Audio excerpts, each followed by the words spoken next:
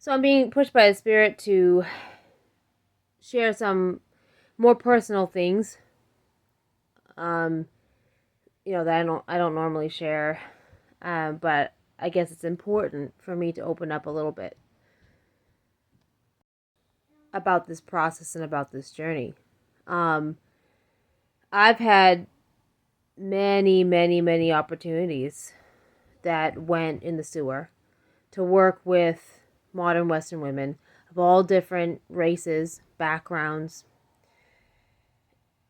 in essentially um, developing and cultivating leadership, true leadership in womanhood. Ultimately, modern Western women, the main factor is their fear, right? And that fear is something that they centralize and that they worship deep inside themselves. And that manifests as an intense kind of individualism that, they essentially saw me as a threat to taking away their center platform, and essentially they saw me as a threat to taking away the center of attention from them. I have never been ambitious like that. Not ever. I played a lot of sports growing up. I went to dance competitions. I've been in a lot of competitions. I am not competitive. Like, I care about winning. I'm just not competitive, and I don't care that much. I care about doing my best. And I care about, winning sometimes or a lot of the times. Because that shows something about my efforts, right? But I'm not competitive. I don't care.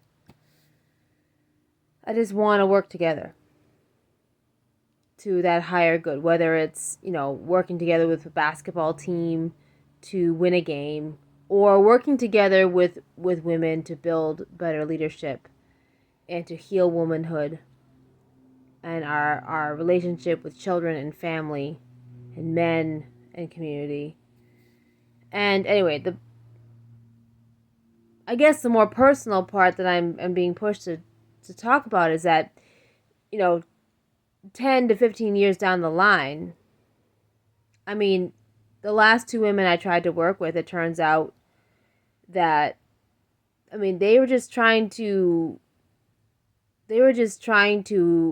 ultimately exclude me from the work that we were doing together.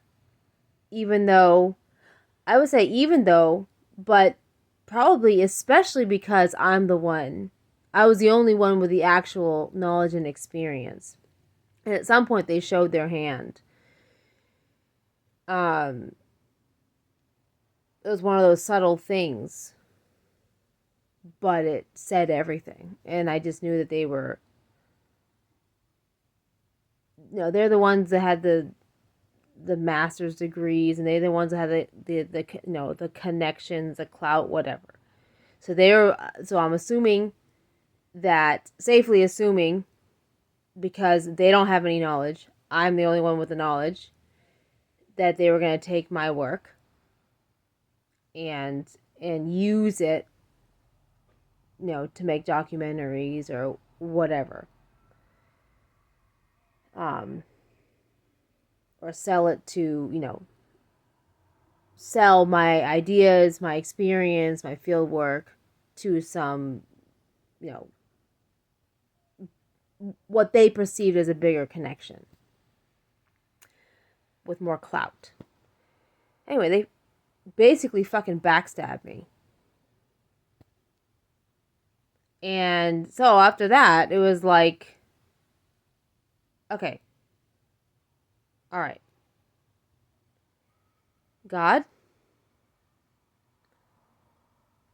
I understand this whole unconditional love thing, at least to a certain extent.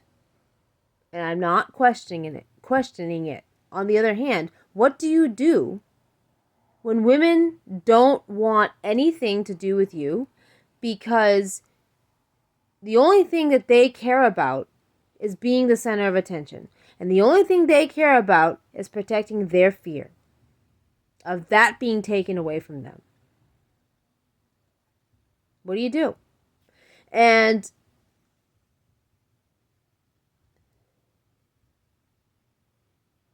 I have options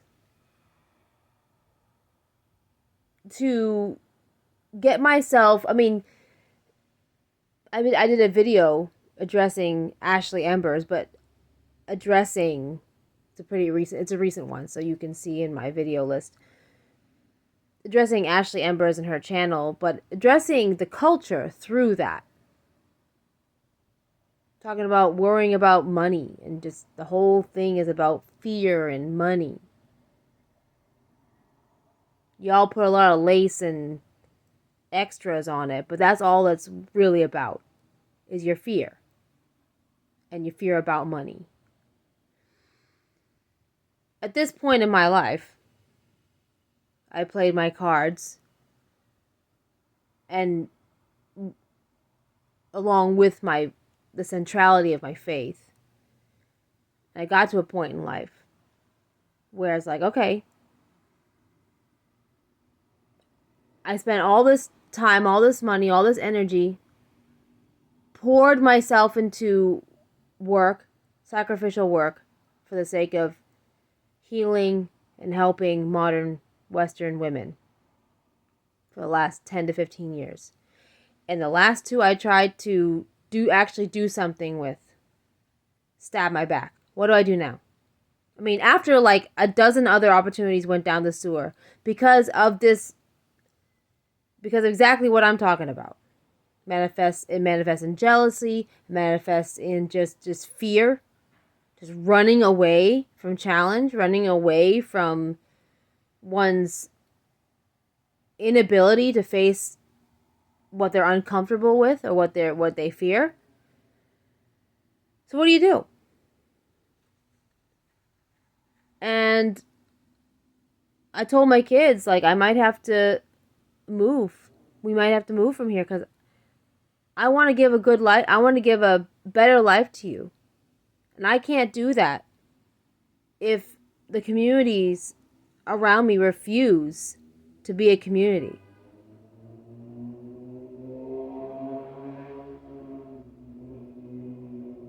And honestly, if I were to take that option, I could set myself up for life. Ashley Embers, like, in her whole, analyzing about numbers and whatever. Yeah, I grew up in poverty. So I understand the anxiety and the fear over money. I can't understand allowing that to control you. I can't at all. At this point in my life, I could set myself up for life. Never have to worry about money again in the slightest. I don't worry about it now. I'm okay right now. But I'm telling you, like, retirement, all that. Because of how I have led my life. But because of how I have led my life, I've chosen to stay where I am. Because I am told by God that that is what is needed.